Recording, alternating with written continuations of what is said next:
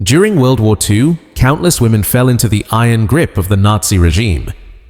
They were not soldiers. They were mothers, daughters, students, and workers. Ordinary women caught in a machine built on hatred.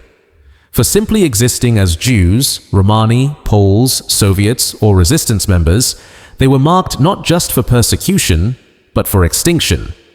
When Nazi Germany invaded Poland in 1939, their war against women began with brutal precision. Jewish women were the first to be rounded up, torn from their homes and families, forced into overcrowded ghettos, starved, and stripped of dignity. Many were deported to extermination camps like Treblinka and Auschwitz, where their fate was already sealed. Mothers with children were often the first to be sent to the gas chambers. There was no mercy. Romani women suffered a similar fate. Labeled racially inferior, they were hunted, imprisoned, and sent to concentration camps such as the Gypsy camp at Auschwitz. There, thousands died not only from disease and starvation, but from horrifying medical experiments that mutilated and killed them. By the end of the war, in some parts of Europe, over 90% of the Romani population had been wiped out. Polish women, especially those who were teachers, nurses, or politically active, were arrested en masse. Many were sent to labor camps or prisons. Others were kidnapped from the streets and sent to Germany as forced laborers. By 1944, nearly 1.7 million Polish civilians had been deported to serve the Nazi war machine, many of them women who were worked to the brink of death. The Nazi invasion of the Soviet Union unleashed a new level of horror. In cities like Kiev, Minsk, and Leningrad, women were rounded up and executed. Others were forced to dig their own graves before being shot. Soviet women who resisted, whether as partisans, soldiers, or even nurses, were captured, tortured, and killed without trial.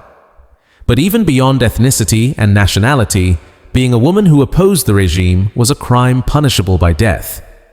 Female political prisoners were arrested for writing, speaking out, or simply helping someone escape. They were sent to Ravensbrück, the largest concentration camp for women.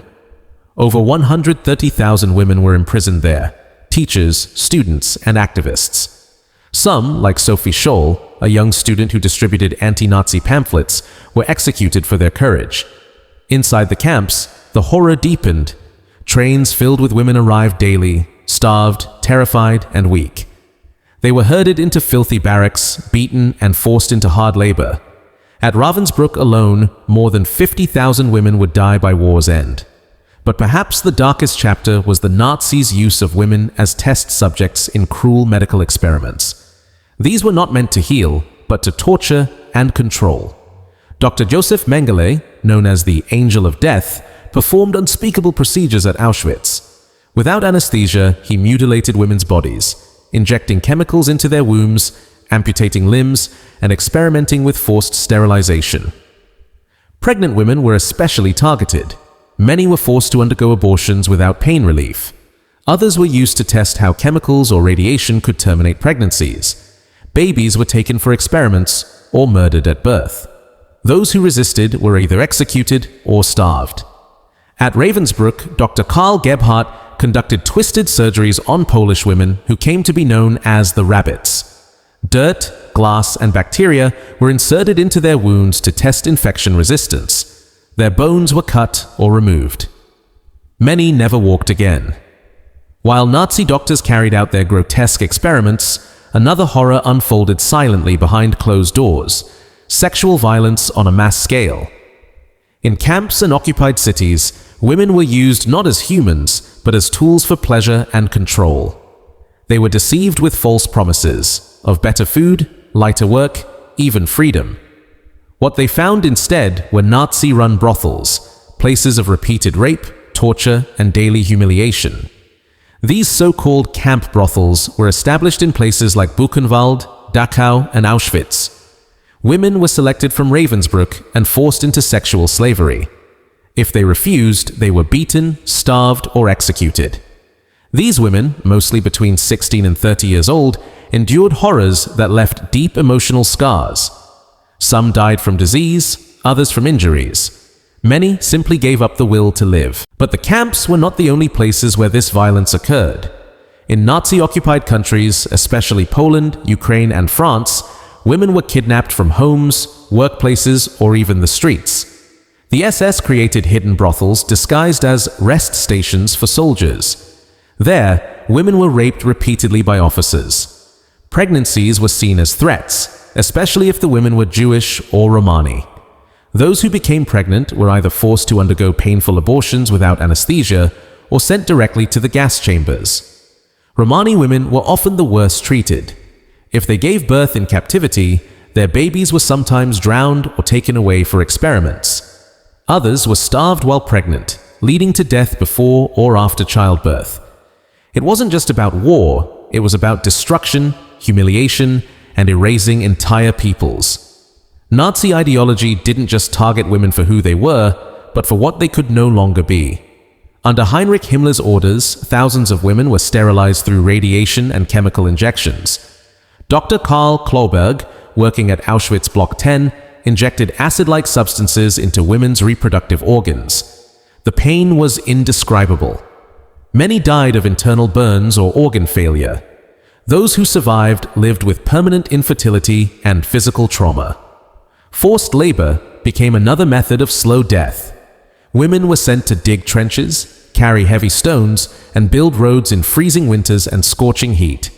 They worked for 12 to 14 hours a day wearing thin rags and wooden shoes that crumbled under pressure.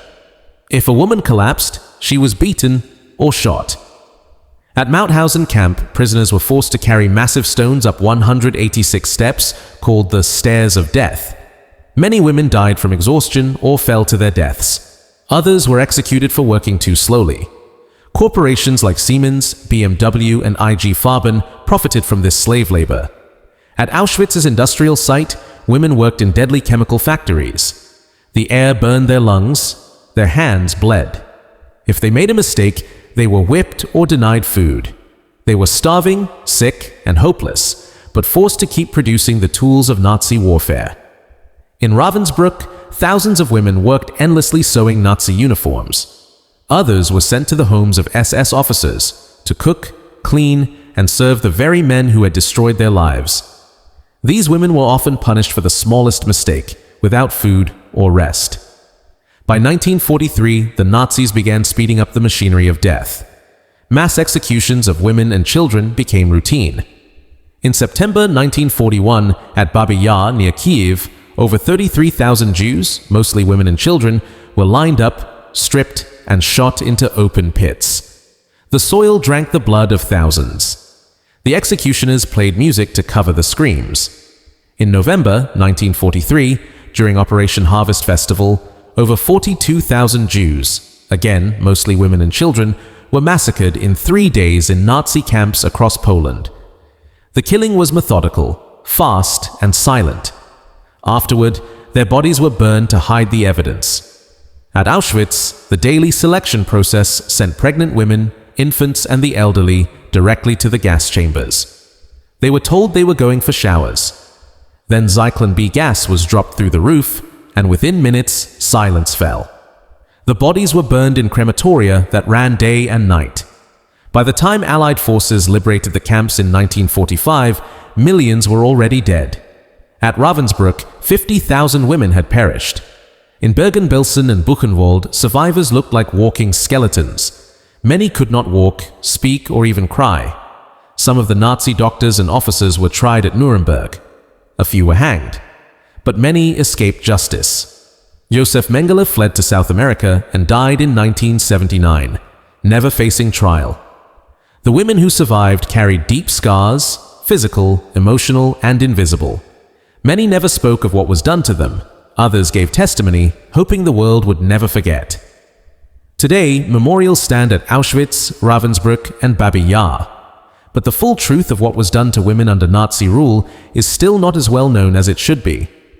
These were not just war crimes. They were crimes against humanity, against womanhood, and against the soul of the world.